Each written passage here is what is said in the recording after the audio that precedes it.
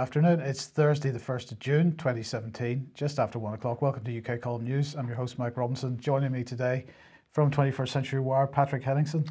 Thanks for being with us once again, Pat. Great to be here, Mike. Okay, well, let's get straight into it. We've got quite a bit to cover. And of course, the first thing to talk about is the BBC election debate held by the BBC, of course. Patrick, did you watch? No, actually, I prefer other forms of torture. Thanks, though. Okay, well, okay, so that happened. BBC happened. Lots of people there. Corbyn turned up, but apparently Theresa May didn't. What kind of perspective? Well, she is still Prime Minister. But what kind of perspective Prime Minister doesn't turn up to debate? This is absolutely unprecedented. I mean, so when does a head of state not show up to an election debate for a general election, Mike? Has this ever happened before? Could she not be bothered? What do we know? Well, two points here. First of all, election debates are a relatively new thing, so they aren't sort of traditional going back 40 years or anything like that. Sort of in the last couple of elections, they've tried to do this, bring British electioneering into American style, you know, that kind of thing. But this is the first time, as far as I know, that a serving Prime Minister has actually chickened out completely. But if you've seen any of her presentations to the public recently, and of course these presentations not made public, so it's a chosen audience. For example, she was in Plymouth the day before yesterday. Did you know that? I did not know that. If I knew, I probably would have liked to well, have gone. we would have gone, absolutely, yeah. but she didn't tell us, and she didn't really tell anybody. This is what Hillary Clinton did, actually, throughout most of her campaign. Private events, right? Invite only. Yeah. But anyway, so presenting to these chosen audiences, she looks completely out of her comfort zone. This is supposed to be a pro-conservative audience. Generally, they're organising these events and controlling these events quite tightly, and she's still feeling discomfort. Okay, so she sent her second in command, perhaps, I don't know, Amber Rudd instead, who, you know, her colleagues are all saying what a great job she did and whatnot, but here she is. She was challenged by Green Party Caroline Lucas, leader Caroline Lucas, who said, he was asking about the sale of arms to the Middle East. Amber Rudd said, "I'll make no apology for being a government that wants to defend this country. We will make sure that our defence budget is well funded, and we will do that by having a strong economy and make sure we can do that by having a strong industry." Is that like the canned answer for everything from this government? Because I think Theresa May gave this exact same answer for a budget shortfall question. Right. Exactly the same answer. Yeah. Right. So then she was then asked about, you know, Saudi and Yemen and so on, and she began to say Saudi has the right. She didn't get to finish the sentences because other people started to interject, but Saudi has the right. What does Saudi have the right to do, Patrick? I assume she's about to say the right to defend itself, because that's usually what comes after. But I wouldn't exactly call laying waste to your neighbor, carpet bombing it into the Stone Ages, having the right to defend yourself. So I would have liked to have seen her finish that statement, actually. It would have been very interesting to see what she came out with. Right. So Theresa May, clearly on the back foot, polls showing that the Tory lead has disappeared to nothing. So she's trying to reorient things back towards Brexit again, because when everything was about Brexit, she was apparently absolutely miles ahead of everybody else. But now that these people have brought in other subjects and she's being shown up for what she is, she's losing support hand over fist. So she wants to turn it back into Brexit again. Brexit is the great national mission, she says. She said, for Britain to succeed, we need to be ready to grasp the opportunities ahead and make the most of every talent and ensure no person or community is left behind. What does that mean? No child left behind. This is another old recycled talking point.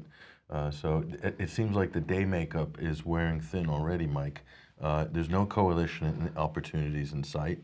Not for the Tories, that's for sure. Not for the Tories, and so the issues are sort of overtaking.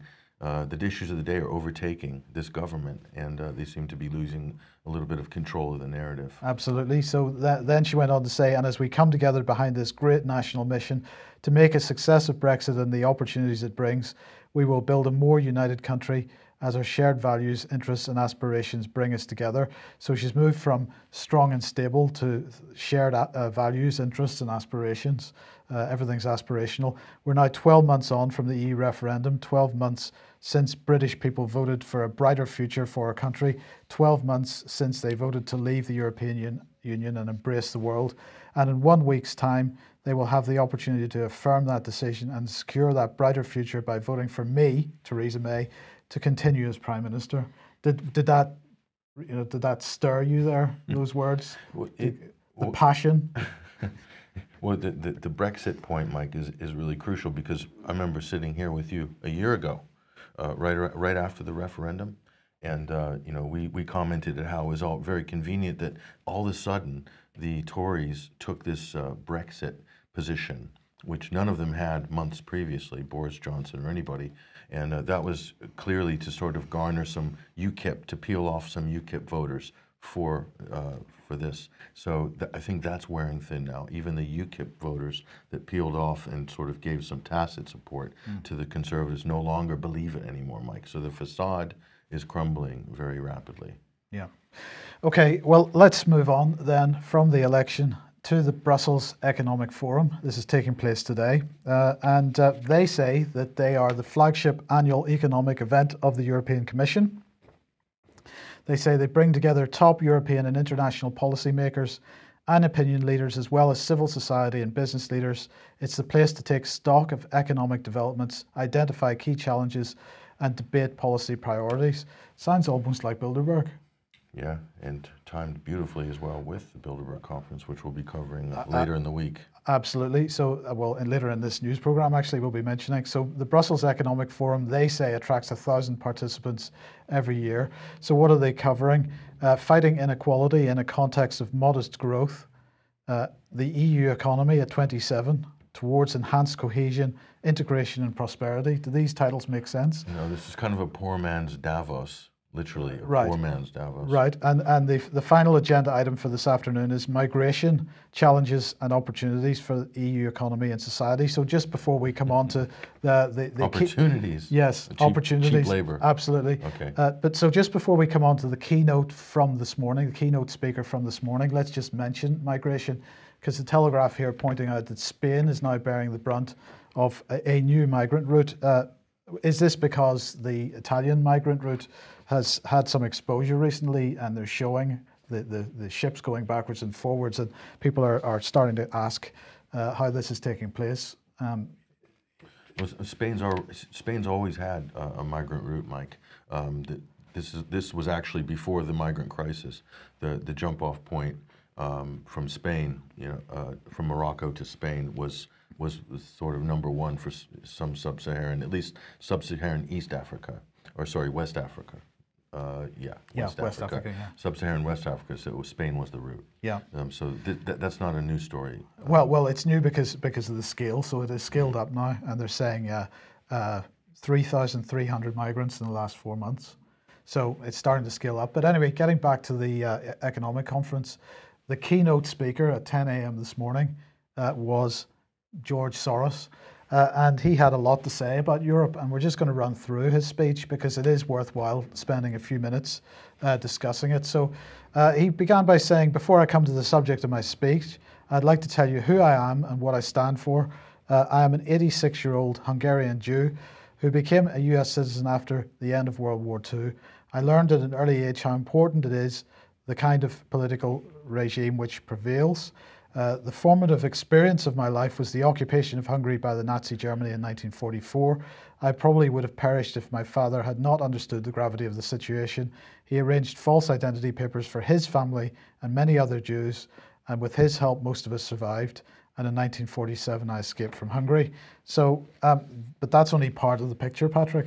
It is indeed only part of the picture. I think he left out a really important part of that story, the latter part of that story. Which is what George Soros did as a youngster. I believe it was working with his uncle, I'm not sure, but under the assumed name. Yes. And they were liquidating the property of Jews who were about to be put on boxcars and sent off to wherever, deported or maybe possibly even to camps, I'm not sure, But that was admitted by him in his autobiography, in and his he said this was autobiography. the best time of his life. Yeah, this was the time that made him, and you know, so that's a real important look into the man, his history, and what's made him who he is today, which is an international gangster of sorts. Oh, philanthropist, Philanthropist, yes. stroke gangster. Yeah. Yeah. He also mentioned in this introductory paragraph that he was mentored by Karl Popper, philosopher. As Alex Thompson puts it, he was of the generation of Austrian philosophers who first became Marxist and then sought to clothe Marxism in respectable garb. So this is where Soros is coming from. So let's move on through and what he said. Most Europeans of his generation were supporters of further European integration. He said that the purpose of his talk today is to explain what he would like to be working on. He would try to save the European Union this is the key point. He would like to save the European Union in order to radically reinvent it. So this is a change agent extraordinaire. He's always trying to reinvent things in his own image. Is that how he views himself? Well, reinvent them into a form that can be maintained and controlled, because clearly the current system is spinning. The old model or the original project is spinning out of control. Right, and he's absolutely acknowledging that, because he says the first objective is saving Europe. That has to take precedence because Europe is in existential danger. But we shouldn't forget about the second objective either. The reinvention of Europe would have to revive the support that the European Union used to enjoy. We would do it by reviewing the past and explaining what went wrong and how it could be put right. And that's what he wanted to talk about today. And then he went on to say most Europeans of his generation were supporters of further integration. Subsequent generations came to regard the EU as an enemy that deprives them of security and promising future. Internally, the European Union has been governed by outdated treaties. Ever since the financial crisis of 2008, these treaties have become less and less relevant. He said that the European Union was meant to be a voluntary organization of like-minded states that were willing to surrender part of their sovereignty for the common good. Or all of their sovereignty. Or all of their sovereignty. He said that Brexit will be immensely damaging and harmful to both sides, that the European Union must resist the temptation to punish Britain and approach the negotiations in a constructive spirit. The European Union should use Britain as a catalyst for introducing far-reaching reforms. So Brexit, in his view, is a reform process. And who's going to spearhead that? Who's going to get that up and running? Well, Theresa, of course. Theresa is. Yeah. Theresa, of course. Our new relationship with Europe, a new deal. A new deal, yeah. Right. Now, let's just remember Cameron's Best Both Worlds document. Remember that this new deal has already been done, right? And they have a clear idea what the reformed European Union is going to be.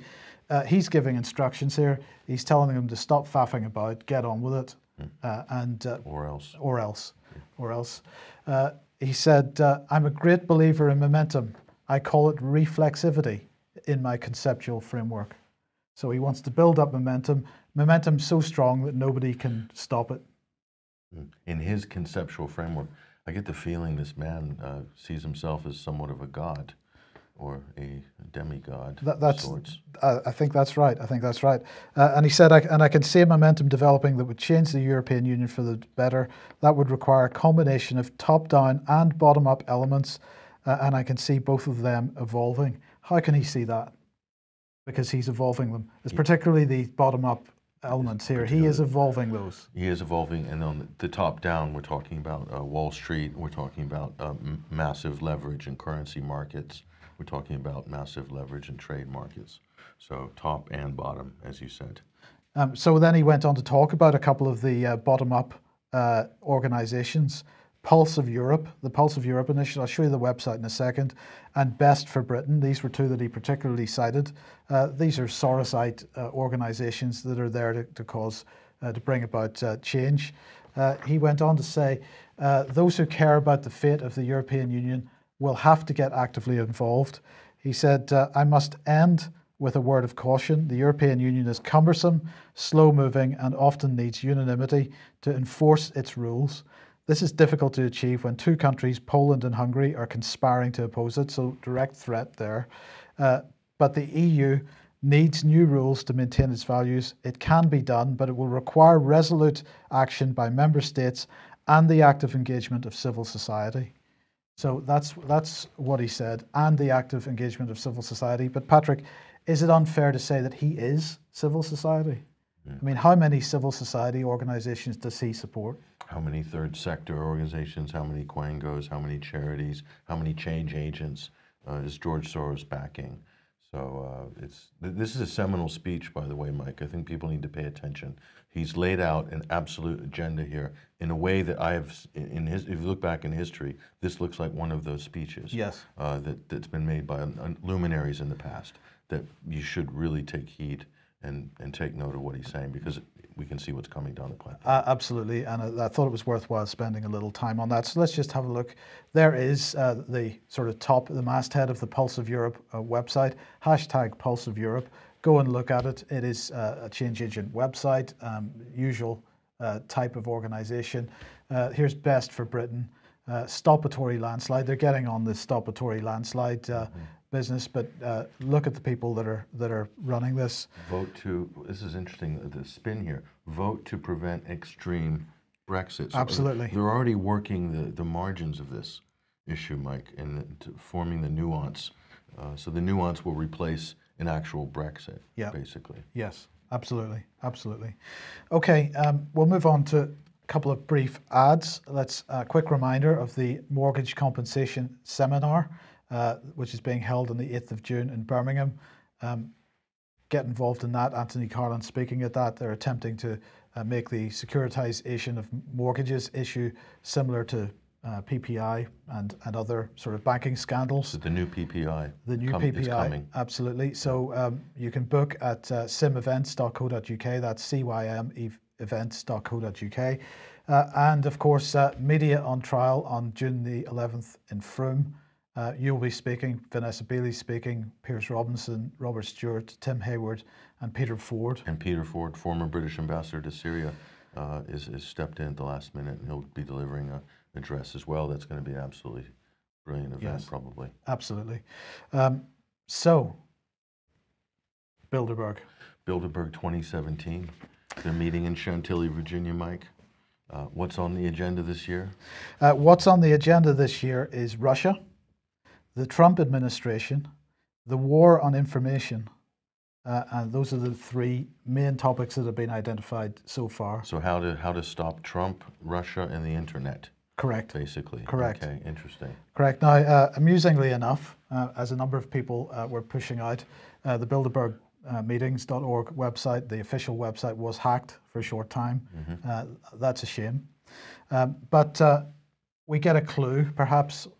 It never ceases to amuse me. It continues, just the rhetoric in various mainstream outlets about Trump. So this is the sort of return for all the Hillary emails scandal, right? So they're now really concerned that Trump is using his personal mobile phone handset. He's giving out the number to all kinds of global leaders. Vladimir, give me a call on my own handset if you wish. No problem, here's my number. And they're saying, oh, this is a massive security breach. I don't see why, because it seems like the NSA is listening to, they've got recordings of everything anyway. Well, exactly. But that's the Daily Star is very sort of pro-liberal establishment newspaper based in the Middle East, English language. Yeah. But yeah, it echoes. They're Lebanese, aren't they? They're Lebanese, but it really echoes what you're going to see in The Guardian and the Washington Post. So it's the same sort of news organization. So anyway, Trump clearly viewed as a threat by the sort of establishment, the political and industrial establishment. So he is an agenda item on Bilderberg. Did you see who was attending this year? What names popped out to you, Mike? George Osborne. George Osborne is attending. Is he the new editor of the brilliant newspaper? The Evening Standard. The Evening Standard. That's why he's attending. He's no longer Chancellor of the Exchequer, but he is now. He still goes. They must be running a journalism course there. Well, that's quite possible. And also Kansu Kamlibel. Is that how you pronounce it? Washington bureau chief for Turkey's Hurriyet newspaper. Oh, interesting. Okay. People like Marcus Aegis there, of course, if we're thinking about British people. So the usual suspects that have been there year on year. We've mentioned Marcus Aegis before, ex-Barclays, currently I think working for Press Association. LIBOR scandal. Absolutely, LIBOR scandal, and the usual suspects there. Yeah. So we will have more on that tomorrow. I think we're going to try and get Mark Anderson to join us for a short time tomorrow to bring us up to speed. The important thing is we have an article posted at 21st Century Wire looking back at who attended and then what positions they were thrust into immediately following the Bilderberg meeting. So everyone's looking for the rising star, who's basically going to springboard from Bilderberg into a prime ministerial position or a head of state, for instance, or head of a major corporation. So, and that's on the front page of 21st Century Wire at the moment. That story, who benefits from Bilderberg? Okay, super. Okay, Patrick, let's move on to Macedonia. Now, we mentioned Macedonia earlier this week or last week because they've just joined NATO. This is the most important place on the map right now in Europe, and possibly in the world, Mike. Right now is Macedonia. If a fire starts in the Balkans or Europe, it will start here. Right, so on screen we've got their new Prime Minister. He was voted, the way it works in Macedonia is the Parliament votes for who this Prime Minister is going to be.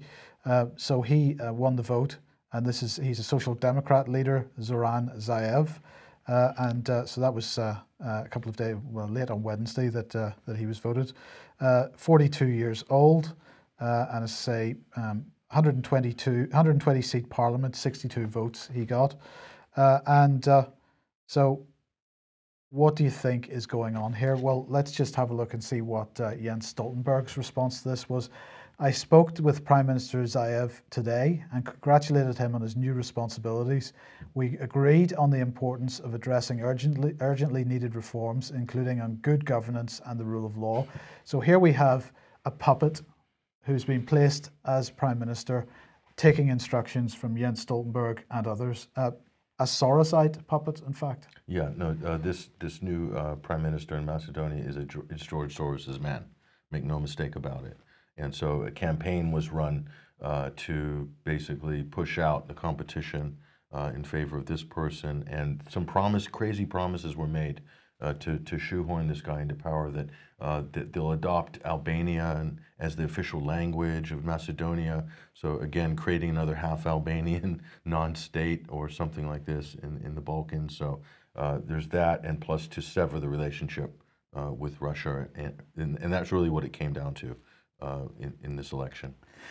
So somebody in the chat box there saying, I thought Macedonians were trying to get rid of Soros. What happened there? Maybe half. This country is literally split 50-50 on this issue of good relations with their neighbors like Serbia and also Russia. And in fact, we mentioned last week, absolutely 50-50 with regard to whether to join NATO or not. Absolutely 50-50. And it would probably be less than 50-50 if people knew the real motivation behind NATO wanting to expand into Macedonia, which of course very few Macedonians will ever get the real story on that, if truth be known by the international English language media. But there's another thing, Mike. It's the Balkans is the last mile of the Silk Road. And China is pouring a tremendous amount of investment into the Balkans, into Serbia, into a high-speed rail system from Belgrade to Athens, and from Budapest to Belgrade to Athens, via Macedonia possibly. And so if the Balkans are able to join up in any kind of economic cooperation, and including Serbia, and with Asia, this is going to be not good. And that's why it's so important that Macedonia is now a member of NATO. And do you see that? Do you see this move? Because the way I read Stoltenberg's comments, they're tantamount to a threat. And do you see this move under the surface to blow up that region in civil unrest and potentially civil war? Is that because of this threat of Macedonia and that region becoming part of the Silk Road project? If that's what it takes to pry them away from Russia and China, or to pry the Balkan states like Macedonia away from good relations with Serbia, then they will do that. They will instigate color revolution, civil unrest, possibly kick off another war like they did in the 1990s. And is this what Pepe Escobar is getting at with this article in Sputnik? A great article, Jihad 2.0, The Making of the Next Nightmare. This is a great article, and he also features quotes from Dr. Olsi Yazeshi, who spoke at AV8 a couple of weeks ago, and who we'll also have hopefully on one of our programs very soon. Yeah. But this, people have to remember as well, this is nestled right up against Kosovo, Mike. And Kosovo is, and Escobar underlines this, they're turning it into one of the world's prime bases for ISIS and the recruitment of terrorism. You've got a former head of the KLA, who I think is the head of the Kosovan autonomous quasi-state, Mr. Hashim Taci. But we also got the MEK in Albania. You've got the MEK in Albania. This is the Mujahideen Akek from Iran. This is being used by the West, by the neocons, to hopefully overthrow the government in Iran. So it's just like a terrorist enclave that the West and NATO is trying to basically build in there, plus the weapons coming from the Balkans into Syria and into the Middle East. So they're definitely using it as a launching pad for aggressive operations into the Middle East and possibly Asia as well. Yeah. Okay. RT here is reporting or asking the question, who is funding Britain's terrorists? Sensitive Home Office report may never be published. Yeah, may never be published. And so for some reason, unbeknownst to us out in the plebiscite, David Cameron commissioned a report while he was Prime Minister. It could end up being one of the most useful things he ever did as PM about terrorist funding sources to radicals and extremists in Britain. And of course, front and center in this report, there were a lot of connections, I'm sure, to Saudi Arabia. Mm-hmm. So Theresa May was privy to this report during her time as Home Secretary.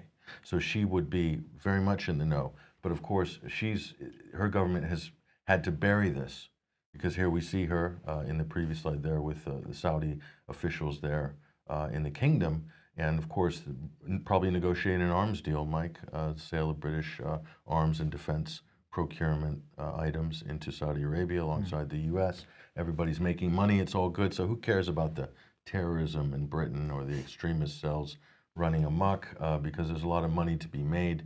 Isn't that really what it comes down to, Mike? Would there be any extremism or terrorism if the money was cut off? Probably not. So it really comes down to that. Yeah. Turning a blind eye to it. Okay, well, complete change of subject then.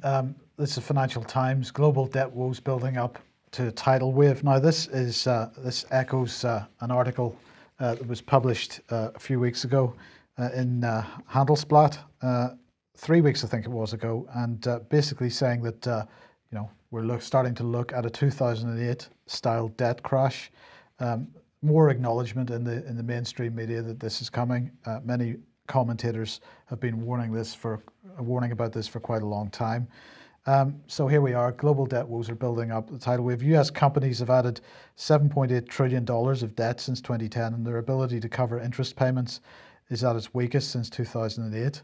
And they're also pointing out consumer debt has reached levels that are really unprecedented. They say the threat of a looming crisis is not solely down to the absolute volume of debts. At least three things make the situation especially precarious.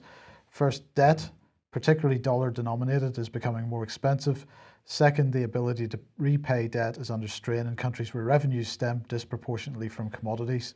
And also they point out that growth in the United States and Europe is very slow, and that any recession would cause a nasty shock to the system.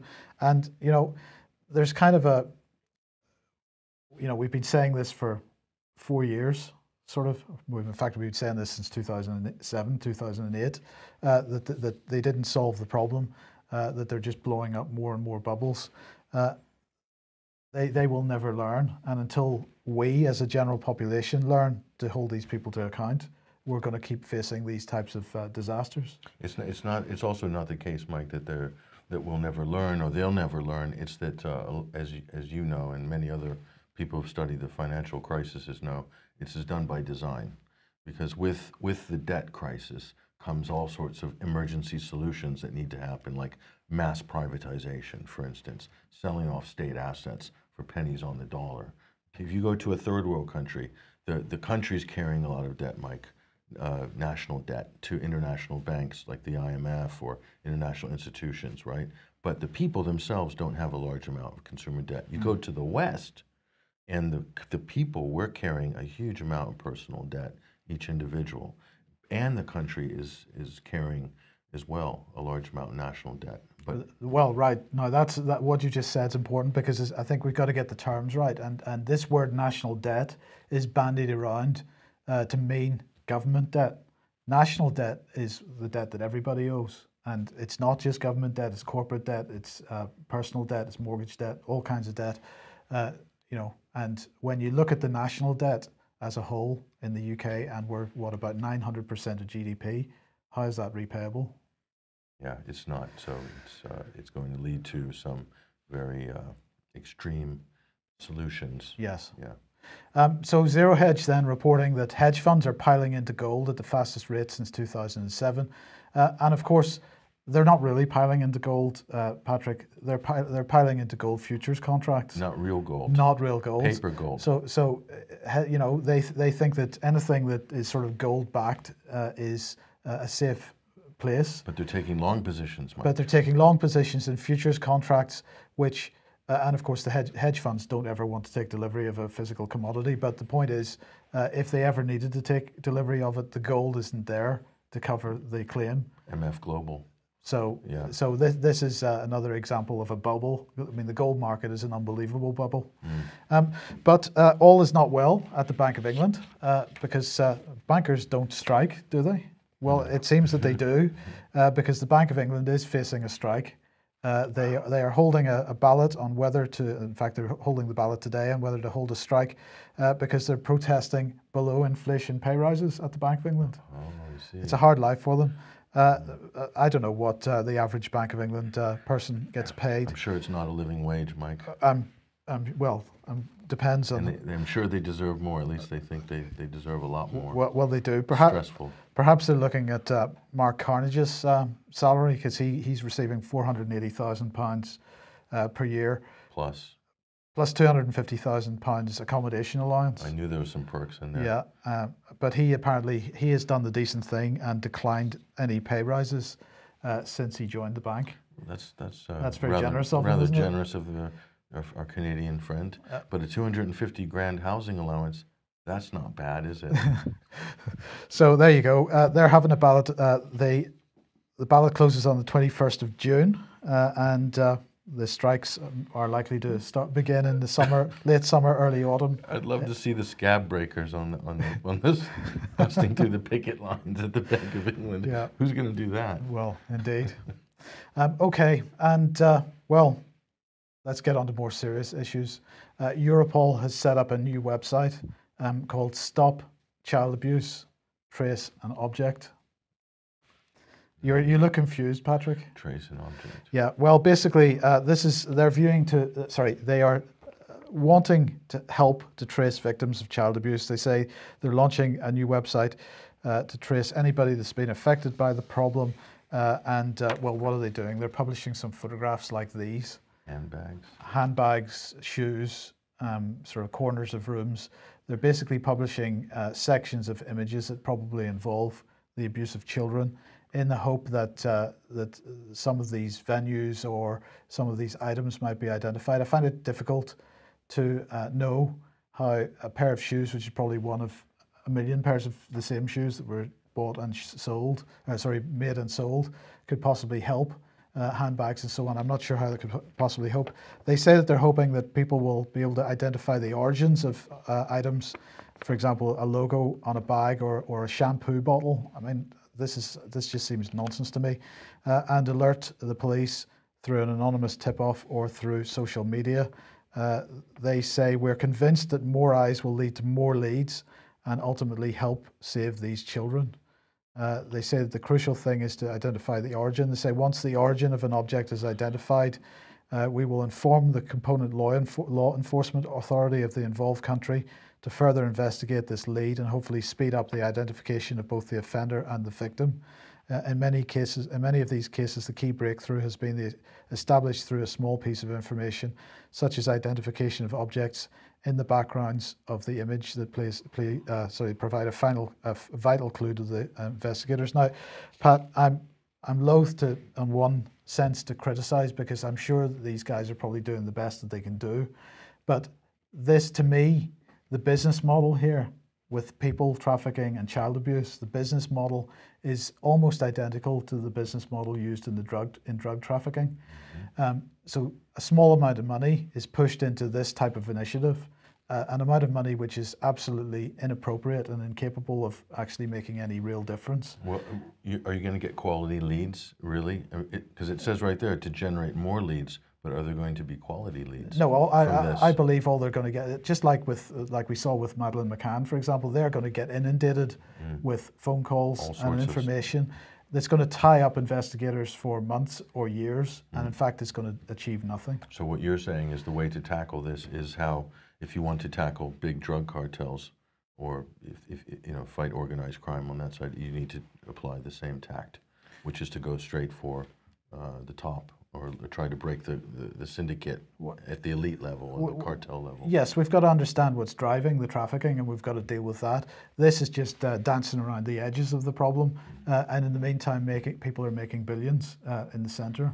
So, you know, it's a good business model if you're in there, but it's a pretty despicable one. We'll see how effective it is. Yeah. Well, that's it for today. Thank you for joining us. Great to be here, Mike. Thank you for joining us. We'll be back at the same time tomorrow. Slightly shorter program today. Tomorrow will be longer because we will have David Scott and we'll also have Mark Anderson on the program. So we'll see you then, 1 p.m. as usual. Thanks for joining us. Bye-bye.